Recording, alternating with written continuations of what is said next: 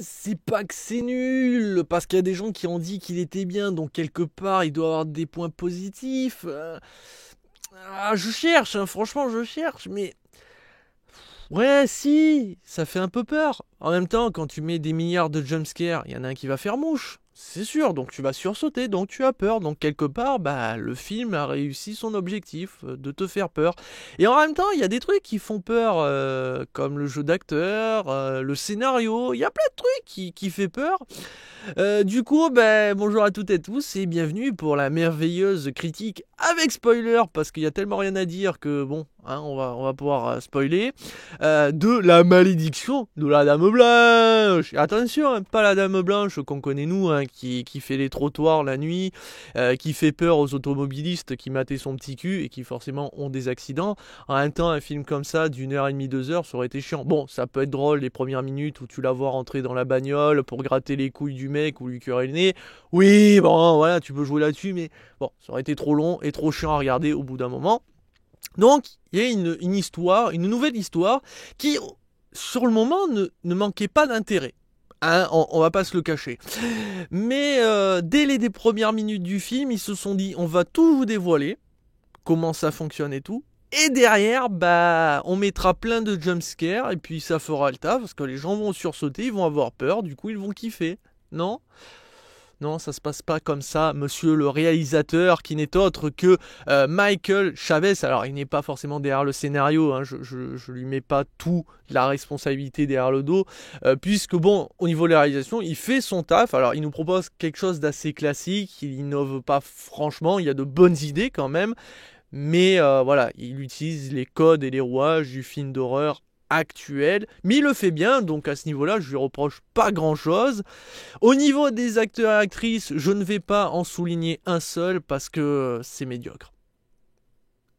Tous, quasiment, à 99%. Sachant que les principaux sont quand même deux gamins avec une adulte, mais même la meuf, tu sens que non, j'ai pas envie de trop bien jouer. Mais alors les deux gamins, je sais pas si c'est parce que c'est la Dame Blanche qui leur pousse à mal jouer, mais alors c'est d'une tristesse, donc on va pas les nommer. On va se contenter de raconter l'histoire. Alors, l'histoire de la Dame Blanche, ça se déroule au Mexique, je crois. Alors parce que je l'ai vu hier, mais je m'efforce d'oublier. Il y a quelques fragments, mais là je suis plus sûr. Enfin bon, bref, Mexique, quelque part dans un coin paumé. Il y a une femme qui vivait avec ses enfants. Et certainement qu'elle avait du mal à chier depuis plusieurs jours. Elle a piqué une crise et elle a décidé de noyer ses gosses. Bon, c'est commun, c'est pas non plus quelque chose qui va nous choquer. Sauf qu'elle est prise de remords, elle peut pas vivre sans eux, donc elle décide de se suicider en se noyant elle aussi. Moi, perso, t'avais qu'à juste de les empailler, et au final, ils étaient là. Et ils t'auraient moins cassé les couilles. Je sais, j'ai de bonnes idées, mais apparemment je suis le seul. Les scénaristes, eux, ils en ont pas. Et du coup, bah, elle se retrouve maudite, donc elle est entre les morts et les vivants. Et là, l'histoire est intéressante. Le fait est que, bah voilà, c'est une femme qui peut piquer des crises à tout moment et qui décide en fait de rechercher des enfants pour remplacer les siens. Et elle a un mode d'opératoire qui va nous être montré et expliqué assez rapidement. Ce qui fait qu'on comprend très bien qu'elle ne peut pas vraiment tuer les enfants aussi vite qu'elle le souhaiterait ou les prendre avec elle pour après plus tard les tuer. Non, ça prend un laps de temps. Donc en gros, le concept c'est que dès que tu l'entends pleurer, t'es coiné. Là, une question m'a trotté pendant tout le film et dont j'ai jamais eu la réponse et j'espère que vous allez me l'offrir. Quand plusieurs personnes entendent la Dame Blanche chouiner et que vous habitez pas au même endroit, est-ce qu'elle vient faire chier tout le monde? En gros, elle arrive, première maison, elle fait peur, boubou, je fais grincer une porte, etc. Derrière, elle monte sur son scooter ou sur sa trottinette. On sait pas comment elle se déplace et bim, elle va faire chier quelqu'un d'autre. Et ainsi de suite. Oui, parce que s'il y a plusieurs personnes, elle doit faire chier tout le monde ou pas? Non, question, vraiment, je veux avoir la réponse parce que... Ou alors, elle est peut-être comme Joséphine Ange Gardien, elle casse les couilles en claquant des doigts. Ah, peut-être, après tout, elle a des pouvoirs surnaturels, puisqu'elle est dotée de capacités assez effrayantes, il faut pas croire, elle est balèze dans son domaine. Et donc on va suivre Anna, qui est une mère qui malheureusement vit toute seule avec ses enfants puisque son mari est décédé. Et un jour elle va découvrir une histoire tragique, elle va apprendre qu'une femme battait ses enfants et elle va découvrir ses enfants dans une espèce d'armoire, une armoire en gros, mais malheureusement plus tard, encore une fois, elle va découvrir que ces deux enfants ont été retrouvés morts, noyés. Alors elle ne sait pas encore que c'est dû à la Dame Blanche, hein.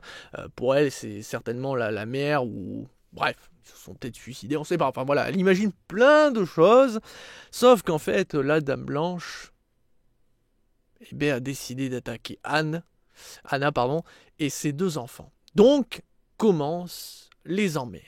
Et commence aussi notre désespoir, puisque forcément, vu qu'elle a un mode opératoire assez lent, donc elle commence à les attaquer petit à petit, un ou deux jumpscares. Les premières attaques, c'est du genre, je fais grincer la porte très lentement. Alors, ça, c'est le passage. Je veux dire, t'as la porte qui bouge hyper lentement, digne de Paranormal Activity. Toi, t'es là comme un con. Mon Dieu, ça grince! T'as même la mère qui est là. Oh mon Dieu, ça couine, il va falloir que je mette de l'huile. Et là, tout d'un coup, apparaît la Dame Blanche. Et en fait, ça va être ça, une succession de trucs aussi débiles les uns que les autres, de jumpscares qui va s'enchaîner, et forcément, la troisième partie, là, tout va prendre une vitesse incroyable. Il va y avoir de plus en plus de jumpscares, en plus quoi s'en faire. Forcément, là, l'ambiance, on lui met un coup de pied au cul, dégage, on veut pas d'ambiance, on va pas mettre quelques bougies pour faire peur. Non! Ta gueule, que des jumpscares, des jumpscares, des jumpscares. Ah, là, la nonne qui avait que dalle, hein, il y avait que de l'ambiance, il n'y avait pas de jumpscares, il y avait rien qui faisait peur. Alors là, croyez-moi qu'il y a moyen de sursauter une fois ou deux.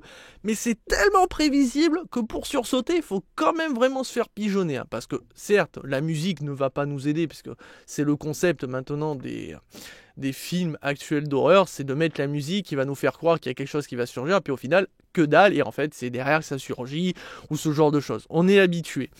C'est pour ça qu'il y a moyen de sursauter. Mais après, tout le reste, c'est tellement prévisible. Le coup du parapluie, quoi, dans la piscine. L'enfant, il est tout seul. T'as le parapluie qui se casse la gueule dans la piscine. Il y a un panneau lumineux limite qui clignote en vous disant « Attends, la Dame Blanche, elle va surgir. Cache-toi les yeux si tu veux pas avoir peur. » Voilà, c'est limite ça. Par contre, la scène qui, franchement, moi, m'a fait flipper de rire, le coup de la baignoire et le démon qui masse le crâne de l'enfant. Alors là, ça fait peur.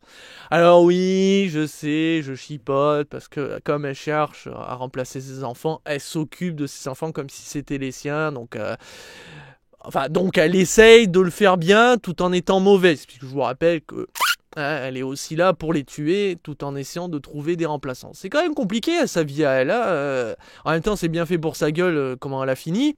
Voilà, c'est ça le concept de ce film. Et on aurait pu créer quelque chose de bien plus intéressant scénaristiquement. Avec la même idée de la Dame Blanche qui vient, quand elle pleure, tu l'entends pleurer, bim, elle t'attaque et tout. Juste en changeant 2-3 trucs scénaristiques. Déjà d'une, en nous montrant pas forcément son mode opératoire dès le début du film, hein, on nous laisse un peu la surprise, comme ça on se dit mais pourquoi elle les prend pas de suite et tout, et là on commence à comprendre que peut-être il y a tout un système, un rituel, etc. Alors que là c'est dévoilé assez rapidement, quand derrière justement Anna va chercher des informations à son sujet, on va découvrir son histoire avec des flashbacks et pas nous montrer tout dès le début. Ça serait plus intéressant, mais ils n'ont pas fait comme ça.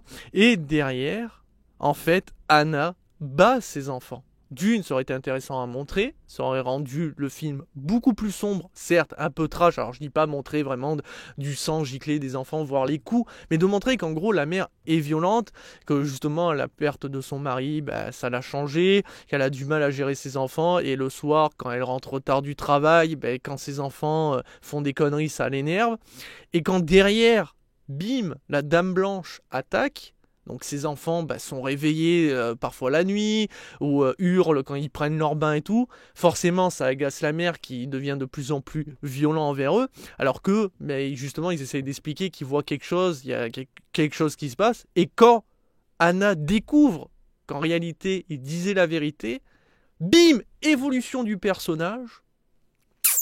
Parce que oui, on peut faire évoluer les personnages, ça peut être très intéressant dans un film d'horreur.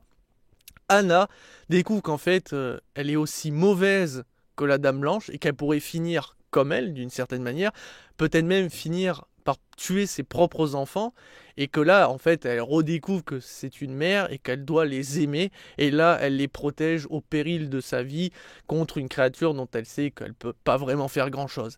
Et là, mais scénaristiquement, mais ça aurait été tellement mieux, mais vraiment mieux, ça aurait été sombre, gore, pas forcément, mais trash d'une certaine manière, parce que montrer forcément des parents violents au cinéma, et même dans un film, c'est quasiment du jamais vu, mais ça aurait été plus intéressant. En plus, t'as un personnage qui évolue, et en plus, derrière, t'as un intérêt à ce que cette créature, d'une certaine manière, attaque cette famille, parce qu'il y a les enfants, les enfants ressemblent peut-être aux siens, et donc elle essaye de les récupérer, puis en même temps elle essaye de les tuer, et là bim, évolution du personnage de Anna qui elle-même a essayé de tuer ses propres enfants en étant violente au fur et à mesure du temps, et là elle essaye de les protéger.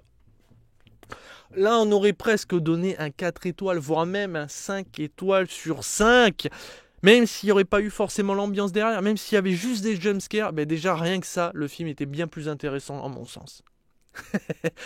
Mais nous on a tout le reste et tout le scénario pourri à côté qui sert strictement à rien, qui nous offre toutes les réponses au début, puis après derrière c'est juste des jumpscares, parce que comme il n'y a que ça qui fait peur apparemment aujourd'hui, c'est vrai qu'une petite ambiance ça ne fait pas peur.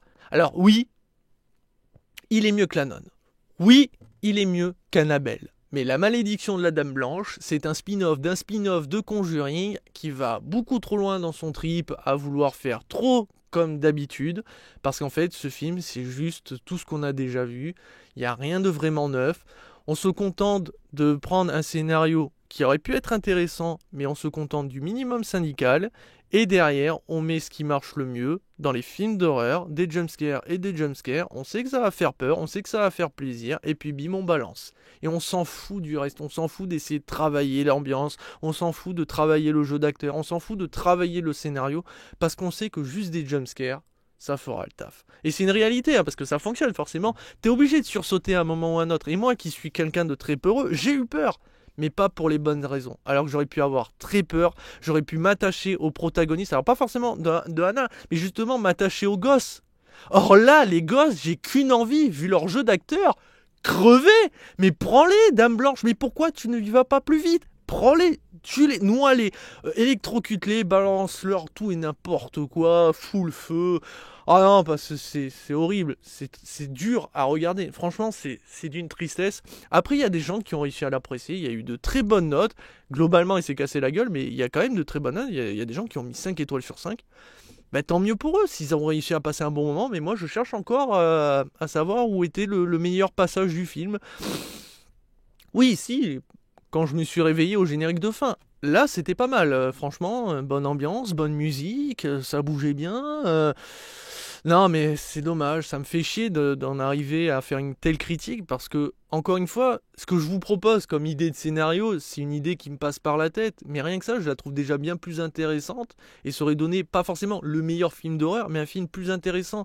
Aujourd'hui, les films d'horreur ne doivent pas se contenter de faire des jumpscares, ils doivent aussi nous proposer un scénario, parce que l'histoire nous permet de nous attacher aux différents protagonistes.